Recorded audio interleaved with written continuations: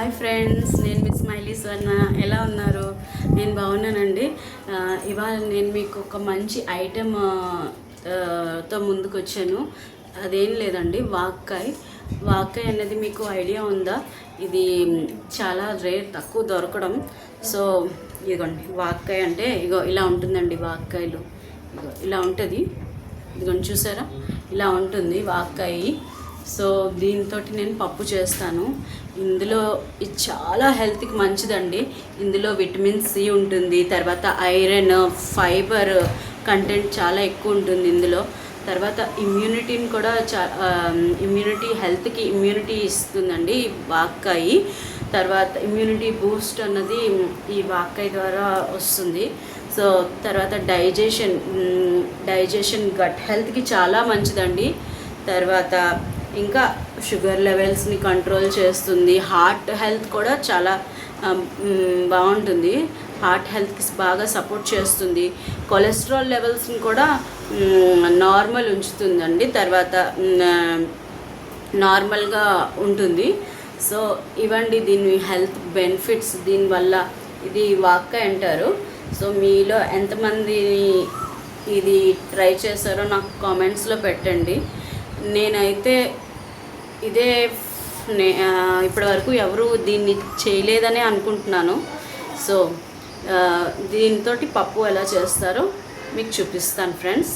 వచ్చేసేయండి ఫ్రెండ్స్. ఇదిగోండి, ముందుగా స్టవ్ వెలిగించుకోవాలి. వెలిగించుకొని కందిపప్పు పెట్టుకోవాలి. కందిపప్పు ఒక 10 minutes నానబెట్టుకోవాలి. తర్వాత ఈ వాక్కాయలు కూడా ఒక 5 to 6 minutes ఉడికించుకుంటే తొందరగా ఉడికిపోతుందండి పప్పు. అండ్ వాక్కాయలు కలిపి పచ్చిమిరపకాయలు వేస్తున్నాను. సో పప్పుకి ఎంత కారం పడుతుందో అన్ని పచ్చిమిరపకాయలు వేసుకోవాలి. నేను 3 to 4 వేసుకున్నాను. సో వెయిట్ పెట్టేశాను. ఇదిగోండి, చూడండి, ఉడికిపోయింది పప్పు. ఇలా ఎనుపుకోవాలన్నమాట.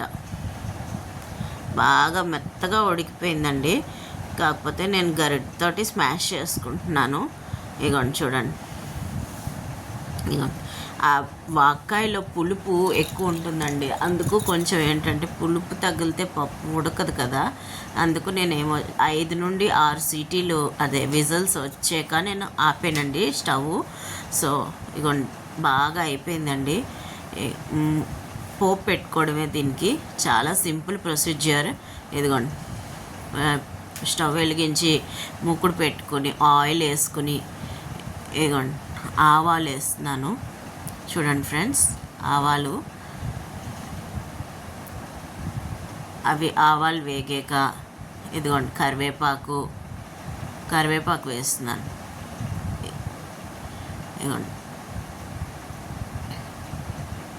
కరివేపాకు, ఇంగు అండి ఇది.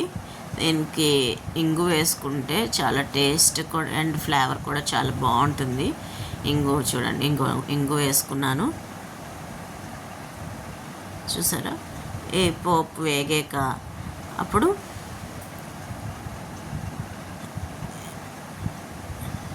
అదే పసుపు అండి.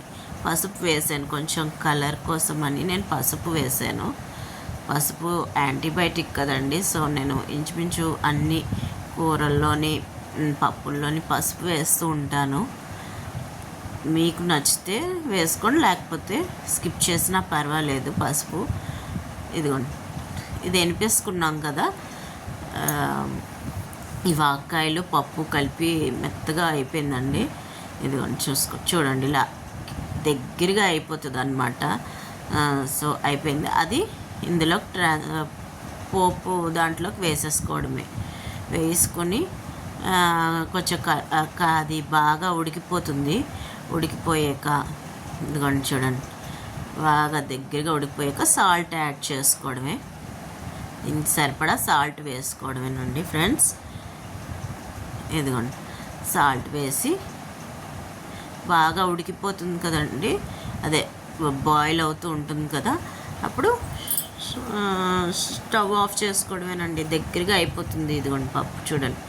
ఇది వేడి వేడి అన్నంలో నెయ్యి వేసుకుని తింటే చాలా బాగుంటుందండి, హెల్త్కి కూడా చాలా మంచిది. ట్రై చేయండి ఫ్రెండ్స్. ఇదిగోండి స్టవ్ ఆఫ్ చేసేస్తున్నాను. అయిపోయింది. Thank you friends. Please subscribe to my channel.